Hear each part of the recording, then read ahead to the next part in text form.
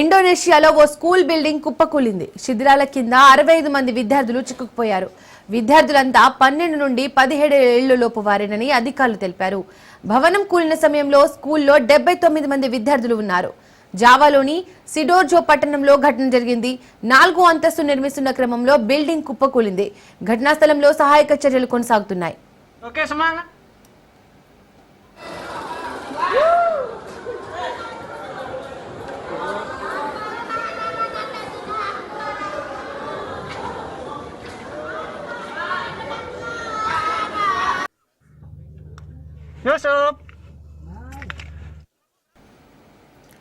ఇండోనేషియాలో ఓ school building కుప్పకూలింది. శిథిలాల కింద 65 మంది విద్యార్థులు చిక్కుకున్నారు.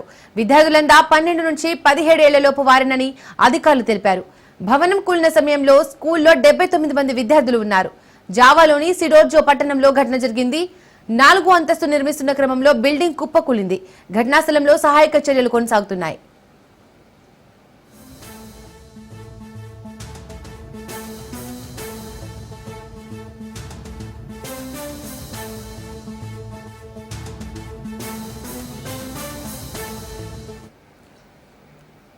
ఇండోనేషియాలో ఓ స్కూల్ బిల్డింగ్ కుప్పకూలింది. శిథిలాల కింద 65 మంది విద్యార్థులు చిక్కుకున్నారు. విద్యార్థులంతా 12 నుండి 17 ఏళ్లలోపు వారినని అధికారులు తెలిపారు. భవనం కూలిన సమయంలో స్కూల్లో 79 మంది విద్యార్థులు ఉన్నారు. జావాలోని సిడోర్జో పట్టణంలో ఘటన జరిగింది. 4వ అంతస్తు నిర్మిస్తున్న క్రమంలో బిల్డింగ్ కుప్పకూలింది. ఘటనా స్థలంలో సహాయక చర్యలు కొనసాగుతున్నాయి.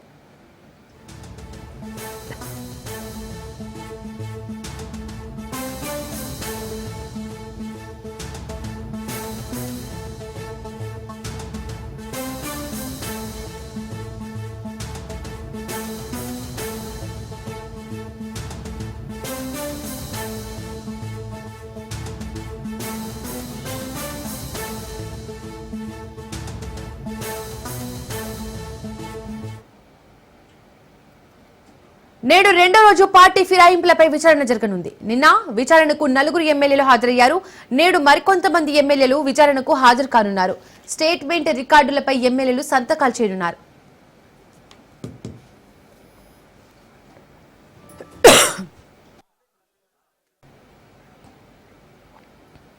భారత రాష్ట్ర సమితి నుంచి కాంగ్రెస్ లోకి ఫిరాయించారంటూ బండ్ల కృష్ణమోహన్ రెడ్డిపై, పల్లా రాజేశ్వర్ రెడ్డి, అరికపూడి గాంధీ, ప్రకాష్ గౌళ్లపై, కల్వకుంట్ల సంజయ్, పోచారం శ్రీనివాస్ రెడ్డి, ఎం సంజయ్లపై జగదీష్ రెడ్డి, గూడెం మహిపాల్ రెడ్డి, కాలే యాదవ్లపై చింతా ప్రభాకర్, తెల్లం వెంకట్రావు, కడియం శ్రీహరిపై, కేపీ వివేకానంద, దానం నాగేందర్ పై, పాడి కౌశిక్ రెడ్డి గతంలో అసెంబ్లీ స్పీకర్ కు ఫిర్యాదు చేశారు.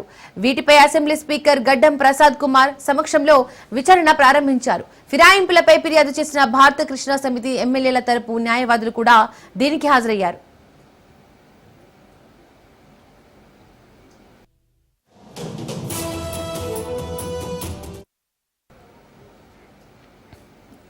తొలుత ఫిర్యాదు చేసిన బీఆర్ఎస్ ఎమ్మెల్యేలు పల్లా రాజేశ్వర్ రెడ్డి, కల్వకుంట్ల సంజయ్, చింతా ప్రభాకర్లను, ఆరోపణలు ఎదుర్కొంటున్న ఎమ్మెల్యేలు కృష్ణమోహన్ రెడ్డి, ప్రకాష్ గౌడ్, కాలే యాదయ్య, మహిపాల్ రెడ్డిల తరపు న్యాయవాదులు వేర్వేరుగా క్రాస్ ఎగ్జామినేషన్ చేశారు. పార్టీ ఫిరాయింపులపై మీరు చేసిన ఫిర్యాదులు వాస్తవం కాదన్నారు. ముఖ్యమంత్రిని అన్ని పార్టీల ఎమ్మెల్యేలు కలుస్తుంటారని, ఈ ఎమ్మెల్యే కూడా తమ నియోజకవర్గ అభివృద్ధి పనుల కోసం కలిశారని తెలిపారు. అందులో తప్పేముందని ప్రశ్నించారు. మీరు అక్కడ ప్రత్యక్షంగా లేరు, పార్టీ మారినట్లుగా మీరు స్వయంగా చూడలేదు. టీవీ ఛానళ్లు, పత్రికల్లో వచ్చిన కథనాలను ఆధారాలుగా చూపితే అవి ఎలా చెల్లుబాటు అవుతాయని ప్రశ్నించారు. మీ పార్టీ నుండి ఫిరాయింపులకు పాల్పడినట్లుగా భావిస్తే షోకాజ్ నోటీసులు ఏమైనా ఇచ్చారా, పార్టీ అంతర్గత సమావేశాలకు పిలుస్తున్నారా అని లాయర్లు ప్రశ్నల వర్షం కురిపించారు.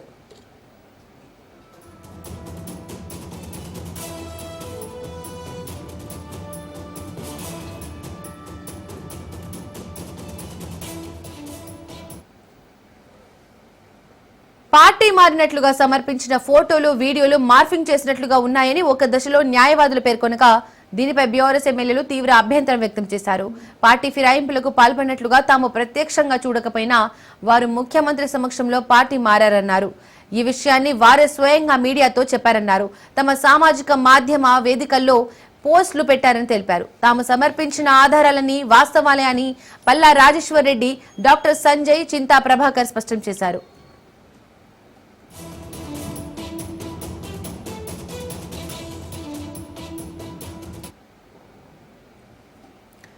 ఢిల్లీకి ఏపీ సీఎం చంద్రబాబు వెళ్లారు. సిఐఐ సదస్సులో పాల్గొననున్నారు. సాయంత్రం అమిత్ షాను కలవనున్నారు. ప్రధాని మోడీ, ఆర్థిక మంత్రి నిర్మలా సీతారామన్ చంద్రబాబు కలిసే అవకాశం ఉంది. ఏపీకి సంబంధించిన ప్రాజెక్టులపై చర్చించనున్నారు. ఈ నెల 16న ఏపీలో మోడీ పర్యటించనున్నారు. ఏపీ ప్రభుత్వం తరపున ప్రధాని మోడీని చంద్రబాబు ఆహ్వానించనున్నారు.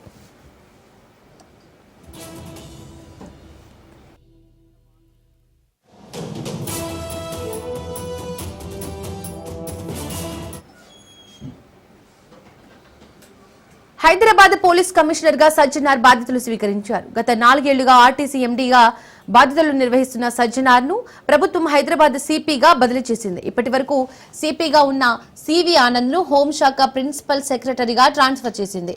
దీంతో ఇవాళ సాయంత్రం సివి ఆనంద్ నుంచి సజ్జనార్ బాధ్యతలు స్వీకరించారు.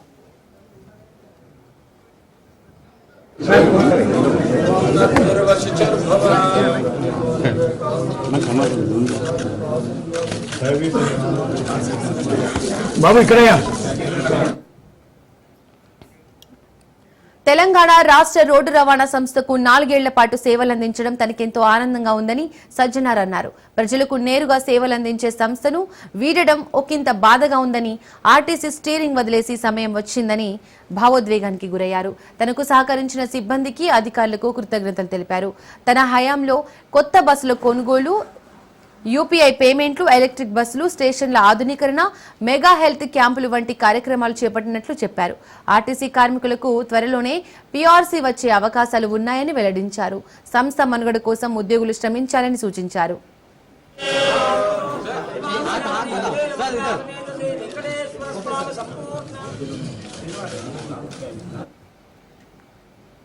మహేష్ కుమార్ గౌడ్ మాట్లాడుతున్నారు. లైవ్ లో చూద్దాం. ఏ లెక్కన కాంగ్రెస్ ప్రభుత్వం బాకీపడ్డది? ప్రజల ఆశయాలకు అనుగుణంగా, ప్రజల ఆకాంక్షలకు అనుగుణంగా పాలన చేస్తూ ఇలా రేవంత్ రెడ్డి గారి నాయకత్వంలో ప్రజలకు చేరువవుతా ఉంటే ఓర్వలేక లోపాయికారిగా బీజేపీ, బీఆర్ఎస్ పార్టీ ఒకటై ఇంకా కాంగ్రెస్ పార్టీని ఎదుర్కోలేమని వాస్తవాన్ని తెలుసుకొని ఈ బాకీ కార్డుల పేరట మోసం చేస్తూ ఉన్నారు. హాస్యాస్పదంగా ఉంది. ప్రజలు నవ్వుకుంటా ఉన్నారు. ఈ రాష్ట్రాన్ని దివాలా తీసింది మీరు, బాకీల పాలు చేసింది మీరు, అన్ని విధాలుగా సర్వనాశనం చేసింది మీరు. నిరుద్యోగులు ఓట్లేసుకొని పచ్చి వాళ్ళను మోసం చేసి ఎన్నో ఆత్మహత్యలకు కారకులైనటువంటి మీరు మీ ఇంట్లో ఉద్యోగాలు పెట్టుకున్నారు. మీ సర్వం కుటుంబం ఉద్యోగాలు ఇచ్చుకున్నారు. నిరుద్యోగులు మాత్రం కనబడలే. ఇది మోసం కాదా? కవులని, కళాకారుల్ని, కార్మికుల్ని, కర్షకుల్ని, రైతుల్ని అందరినీ మోసం చేసి ఓట్లేసుకొని అందరికీ ఎగనామం పెట్టింది వాస్తవం కాదా? ఎవరు ప్రజలకి బాకీ పడ్డారు? మీరు పడ్డారా? మేం పడ్డామా? ఏ ముఖం పెట్టుకొని బాకీ కార్డులు మస్తున్నారు? కేటీఆర్ గారు, మా పాత మంత్రులంతా ఏ ముఖం పెట్టుకొని మస్తారు? ప్రజలు నిలదీస్తారు మిమ్మల్ని. మీరు ఇస్తాన ఉద్యోగాలు ఏమైనాయి? మీరు మోసం చేసిన దళిత బంధు ఎంతమంది దళితులకు ఇచ్చారు? దళిత బంధు ఇది బాకీ పడలేదా మీరు ప్రజలకి? ఎన్ని ప్రాజెక్టు తీసుకొచ్చినారు తెలంగాణకి? ఎంత విదేశీ రుణం తీసుకొచ్చారు తెలంగాణకి? మీ 10 ఏళ్ల పాలన పాత నవాబులు మించిన పాలన. మీ స్వార్థం కోసం కాళేశ్వరం లాంటి ప్రాజెక్టులో మీరు దోసుకున్న తీరు, ఫార్ములా ఈ రేస్, ఈ కార్ రేస్లో కేటీఆర్ దోసుకున్న తీరు ప్రజలన్నీ గ్రహిస్తూ ఉన్నారు. బీదవాడి స్వప్నం రేషన్ కార్డు. 40 లక్షల రేషన్ కార్డు అప్లికేషన్లు వస్తే ఒక్క కార్డును ఇచ్చిన పాపన పోయినరా? ఇది మీరు బాకీ పడ్డ తీరు కాదా? మీరు రేషన్ కార్డులు ఇస్తామని మోసం చేసి ఈ 40 లక్షల మందికి మీరు బాకీ లేరా? ఈ 40 లక్షల మంది బాకీ ఎవరు తీరుస్తా ఉన్నారు ఇవాళ? కాంగ్రెస్ పార్టీ, రేవంత్ రెడ్డి గారి ప్రభుత్వం 40 లక్షలు ఇస్తూ ఇలా 1,20,00,000 మందికి రేషన్ కార్డులు ఇచ్చి దాదాపు 3 కోట్ల మందిని రేషన్ ఇస్తూ ఆదుకుంటా ఉన్నాం. దేశ చరిత్రలో ఎక్కడ లేని విధంగా సన్న బియ్యం ఇస్తే బాకీ పడ్డట. ఎవరైనా ఊహించినారా సన్నబియ్యం తింటామని ఈ రాష్ట్రంలో? మీరు విద్యా వ్యవస్థని అష్టవెస్టర్న్ సర్వనాశనం చేస్తే ఇంటిగ్రేటెడ్ స్కూల్స్తో ఇలా రాష్ట్రాన్ని తీర్చిదిద్దా ఉంటే బాకీ పడ్డట. స్కిల్ యూనివర్సిటీ, ఏ university, Mucharla 4 city, metro line, రోడ్ల నిర్మాణం, ఇవన్నీ చేస్తా ఉంటే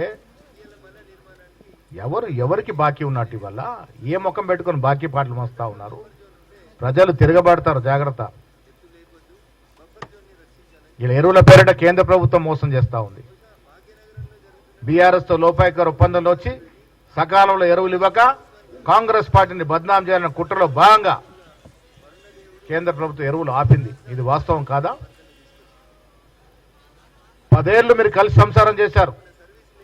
కేంద్రంలో జరిగిన ప్రతి బిల్లులో ఓటేశారు.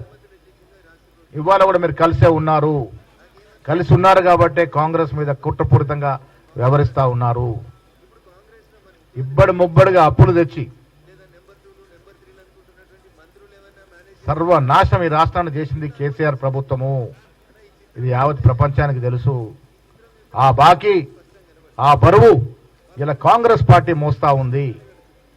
మేము చేయని అప్పుకి మేము ఇన్స్టాల్మెంట్ ఇంట్రెస్ట్ రూపాయన 6,500 కోట్లు ప్రతి నెల కడతా ఉన్నాము. సంవత్సరానికి 80,000 కోట్లు, దాదాపు 2 సంవత్సరాలుగా 1,50,000 పైచిలకు మీరు చేసిన బాకీకి మేము ఇన్స్టాల్మెంట్ కడుతూ వస్తా ఉన్నాము. ఇలా టీఆర్ఎస్ పార్టీ పరిస్థితి ఏంటంటే పార్లమెంట్లో 0 వచ్చింది, 0. చాలా చోట్ల డిపాజిట్ పోయింది. ఎమ్మెల్సీ ఎన్నికల్లో అభ్యర్థి దొరకలే. కనీసం స్థానిక సంస్థల ఎన్నికలైనా ఉనికి కాపాడుకుందామని ఇలాంటి కుతంత్రాలకి తెరదీస్తా ఉంది. ప్రజలు దీన్ని అర్థం చేసుకుంటారు. కేంద్ర ప్రభుత్వం ఇవాళ జీఎస్టీ తగ్గించామని గొప్పలు చెప్పుకుంటా ఉంది. అరే, ఇన్నేళ్లు జీఎస్టీ పెంచి సంవత్సరాలుగా దేశ ప్రజల్ని దోసుకొని జీఎస్టీ పేరిట 1,000 కోట్లు సంపాదించి ఇలా జీఎస్టీ తగ్గిస్తే ఎవరికి నష్టమైతా ఉంది? జీఎస్టీ తగ్గింపు వల్ల 7,000 కోట్లు తెలంగాణకి సంవత్సరానికి నష్టమవుతా ఉంది. మళ్ళీ గొప్పలు చెప్పుకుంటా ఉన్నాం మేము తగ్గించామని. బీజేపీ బీఆర్ఎస్ పార్టీ ఒక్కటే, కలిసే సంసారం చేస్తా ఉన్నారు. కాంగ్రెస్ ఎదుర్కోవడానికి కలిసి కుట్రలు కుయంత్రాలు పన్నుతా ఉన్నారు. ప్రజలు అర్థం చేసుకోవాలి. తెలంగాణ ప్రజలకి మీ ద్వారా మేమిచ్చే సలహా సూచనలు, కేసీఆర్ గారు 10 ఏళ్లుగా చేసిన 8 లక్షల కోట్ల అప్పుకి ప్రజల చేత ఎన్నుకోబడ్డ కాంగ్రెస్ పార్టీ, కాంగ్రెస్ ప్రభుత్వం ప్రతి నెల 6,500 కోట్ల అప్పు ఇన్స్టాల్మెంట్ కడుతూ వారు చేసిన అప్పును మనం తీరుస్తా ఉన్నాము. అరకొర నిధులుండి కూడా ఏ అంశాన్ని కూడా, ఏ ఇచ్చిన వాగ్దానం కూడా జారవించకుండా మెల్లమెల్లగా అన్ని చేస్తా ఉన్నాము. దాంట్లో భాగంగానే రైతు భరోసా ఇవ్వగలిగినాము, రైతు రుణమాఫీ చేయగలిగినాము. రుణమాఫీ లెక్కలు తీయండి. మీరు 10 ఏళ్ళుగా చేసిన రుణమాఫీ ఎంత? మేము 15 నెలల్లో చేసిన రుణమాఫీ ఎంత? లెక్కలు తీసుకుందాం. ఎప్పుడైనా వరికి బోనస్ ఇచ్చిన పాపాన పోయినారా మీరు? ప్రతి విషయంలో రాష్ట్ర ప్రజల్ని నట్టేట ముంచి స్వలాభం కోసం, సొంత లాభం కోసం, లాభార్జన కోసం 10 ఏళ్లు పాలన చేసిన టీఆర్ఎస్ నాయకులకి కాంగ్రెస్ పార్టీ గురించి కానీ, ముఖ్యమంత్రి గారి గురించి కానీ మాట్లాడే కనీస అర్హత లేదు. ఇలా ప్రజల చేరువలో కాంగ్రెస్ పార్టీ ఉంది. వచ్చే స్థానిక సంస్థల ఎన్నికల్లో మెజారిటీ 80% సీట్లు పైన గెలుచుకుంటాము. జూబ్లీ హిల్స్ ఎలక్షన్లో కూడా ఎమ్మెల్యే గెలుచుకొని తీరుతాము. ప్రజలు మా వైపు చూస్తా ఉన్నారు. మేమిస్తున్న సంక్షేమం, మేమిస్తున్న ఇందిరమ్మ ఇల్లు, మేమిచ్చిన రేషన్ కార్డులు, మేమిస్తున్న ఉచిత మహిళా బస్సు ప్రయాణ సౌకర్యం, ఇవన్నీ కూడా కాంగ్రెస్ పార్టీ కౌచాల్లాగా పనిచేస్తవి. వచ్చే ఎన్నికల్లో స్థానిక సంస్థల్లో కానీ, జూబ్లీ సెలక్షన్ కానీ అన్ని కూడా మంచి మెజారిటీతో గెలుచుకొని తీరుతాం. ఇంకా ప్రజలకి చేరువై మేము ఇంక ఇవ్వాల్సిన వాగ్దానాలన్నీ కూడా ఇచ్చి 5 ఏళ్ల నాటికి ఇదే తెలంగాణ యావత్ ప్రజానికంతో శబాషి అనిపించుకునే ప్రయత్నం కాంగ్రెస్ ప్రభుత్వం చేస్తుంది.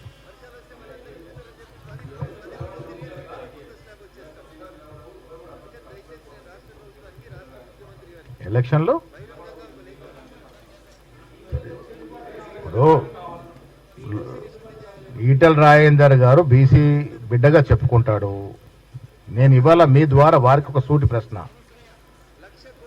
చిత్తశుద్ధి ఉంది కాంగ్రెస్ పార్టీ కాబట్టి 2 చట్టాలని అసెంబ్లీలో చేయగలిగినాము. ఒకటి స్థానిక సంస్థలో 42% రిజర్వేషన్ ఇస్తూ, ఒకటి విద్యా ఉపాధిలో. 2 ఎక్కడ ఆగిన ఈటెల రాజేందర్ గారు? మీరు పార్లమెంట్ సభ్యులు కదా, కేంద్రం లాగితే ఒక్కసారన్నా అరే కిషన్ రెడ్డి పక్కన పెట్టు, నువ్వు కానీ మీ బండి సంజయ్ కానీ కేంద్రంలోకి వెళ్ళి మా 2 చట్టాలు ఇక్కడ ఉన్నాయి ఇవ్వండి, మా బీసీ జనం కాడి నోటి ముద్ద లాక్కోవద్దని అడిగిన పాపన పోయినరా? ముదిరాజ్ బిడ్డగా చెప్పుకుంటావు కదా నువ్వు, ఇంకేం ముఖం పట్టుకుని ఇలా ఎన్నికలు నిలబోవు అవి. అరే మా చిత్తశుద్ధిలో లేపం లేకుండా 3 సార్లు మేము చట్టాలు చేసినాం, ఒక ఆర్డినెన్స్ ఇచ్చాం, జీవో వచ్చి ఎన్నికలకు పోతా ఉన్నాం. నాకు ధైర్యం ఉంది, ప్రజలకు ఇచ్చిన కమిట్మెంట్ ఇవ్వాలని ఒక అకుంఠిత దీక్షతో ఉన్నాం కాబట్టి మళ్ళీ జీవో ఇచ్చి ముందర పోతా ఉన్నాం. మీరు సహకారం చేయాల్సింది పోయి కోర్టులో పిఎల్ లేపిస్తా ఉన్నారు. ఇదే టీఆర్ఎస్ బీఆర్ఎస్ నాయకులు బీజేపీ నాయకులు కుమ్మక్కై వారు బయటకు రాకుండా తెర వెనుకుండి కోర్టులో పిఎల్ వేసే ప్రయత్నం చేస్తా ఉన్నారు. బీసీ బిడ్డల యొక్క నోటికాడి కూడును తలదన్నే ప్రయత్నం చేస్తా ఉన్నారు బీజేపీ బీఆర్ఎస్ నాయకులు. ఎందుకు కేంద్రం దగ్గరికి వెళ్ళి అడగట్లే మీరు? బీజేపీ ఆఫీస్ లో ఎంపీ రఘునందన్ రావు మాట్లాడుతున్నారు, లైవ్ లో చూద్దాం. ఈ లెటర్ ని కాపీ టు హైడ్రా కూడా మార్క్ చేసినాం, కమిషనర్ హైడ్రా కూడా. రంగనాథ్ గారు మీరు మాకు నోటీస్ ఇవ్వండి, ఎప్పుడు రమ్మంటారో చెప్తే నేను వస్తాను. దీనికి బఫర్ జోన్ ఫిక్స్ చేసింది ఎవరు? దీని సర్వే నెంబర్ హద్దుబందుల్ని రద్దు చేసింది ఎవరు? హెచ్ఎండిఏ అధికారి కంప్లైంట్ ఇస్తే ఎఫ్ఐఆర్ అయింది 1006/23. హెచ్ఎండిఏ అధికారులే పర్మిషన్ మళ్ళీ ఎట్లు ఇచ్చిర్రు? హెచ్ఎండిఏ వాళ్ళే పోలీస్ కేసు పెడతారు.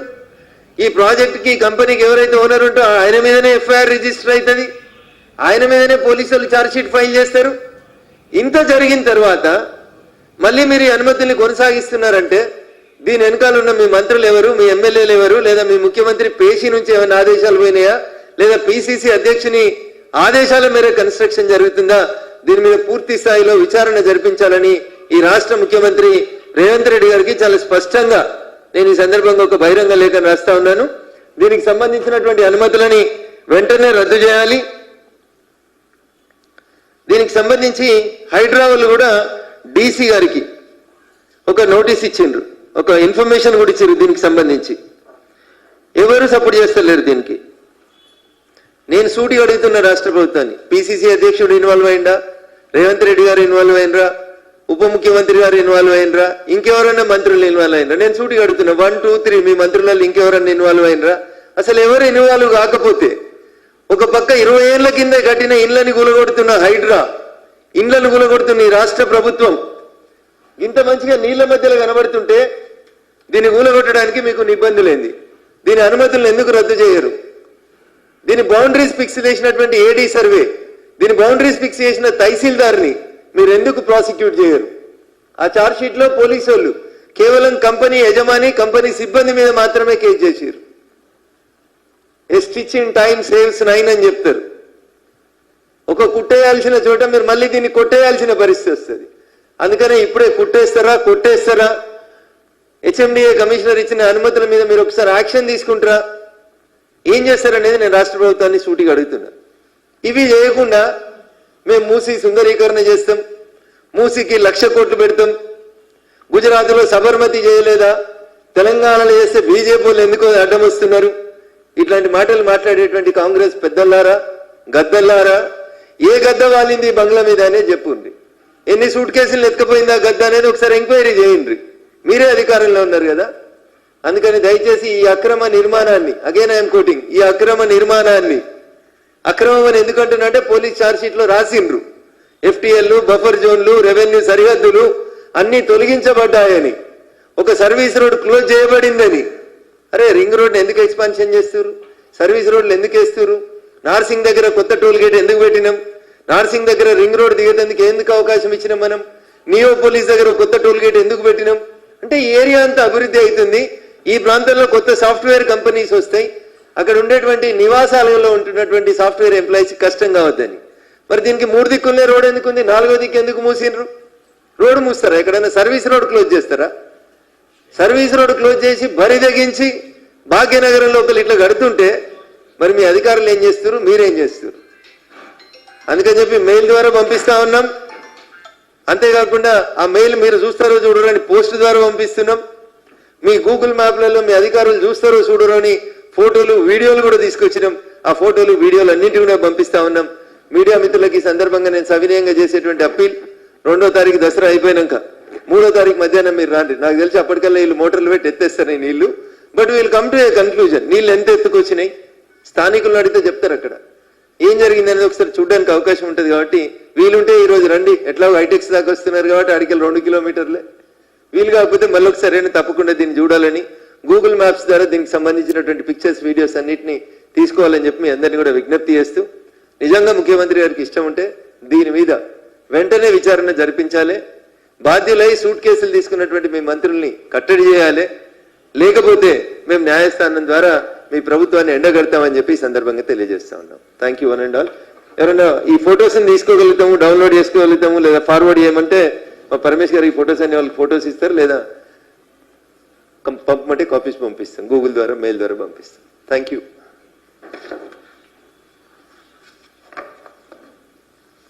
లెటర్ కూడా ఒకటి స్కాన్ చేసి వాళ్ళకి పంపి.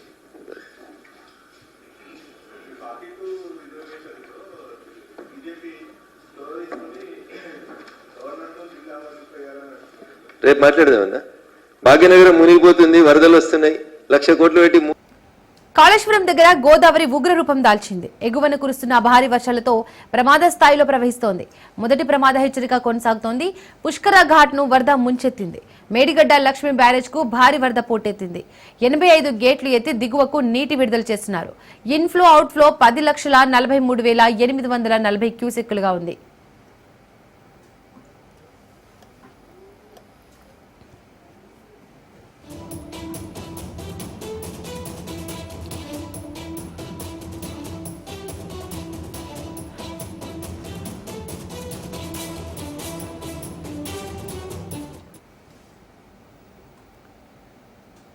తిరుమల బ్రహ్మోత్సవాలు వైభవంగా జరుగుతున్నాయి. సూర్యప్రభ వాహనంపై శ్రీవారు ఊరేగారు. శ్రీవారిని చూసేందుకు వచ్చిన భక్తులతో మాడవీధులు కిక్కిరిసిపోయాయి.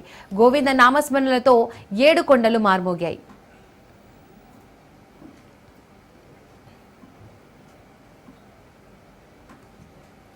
విజయవాడ ఇంద్రకీలాద్రిపై దసరా వరన్నవరాత్రి ఉత్సవాలు ఘనంగా జరుగుతున్నాయి. ఇవాళ దుర్గాదేవిగా అమ్మవారు భక్తులకు దర్శనమిస్తున్నారు. ఈ రోజున అమ్మవారి దర్శిస్తే దుర్గతుల నుంచి తప్పించుకోవచ్చనేది భక్తుల ప్రగాఢ విశ్వాసం. పంచప్రకృతి మహాస్వరూపాల్లో దుర్గా రూపం మొదటిది. భవబంధాలలో చిక్కుకున్న మానవుడిని ఈ మాత అనుగ్రహించి మోక్షాన్ని ప్రసాదిస్తుందని నమ్మకం. కోటి సూర్యప్రభలతో వెలుగొందే అమ్మను అర్చిస్తే శత్రుబాధలు తొలగుతాయని, సర్వత్రా విజయం ప్రాప్తిస్తుందని భక్తులు నమ్ముతారు.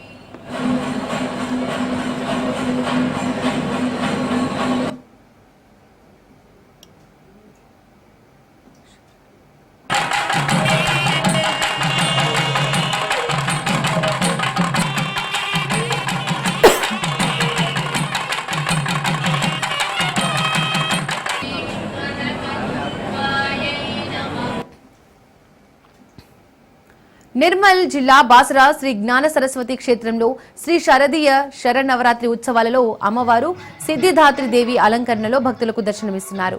భక్తులు అమ్మవారిని దర్శించుకుని మొక్కులు చెల్లించుకుంటున్నారు.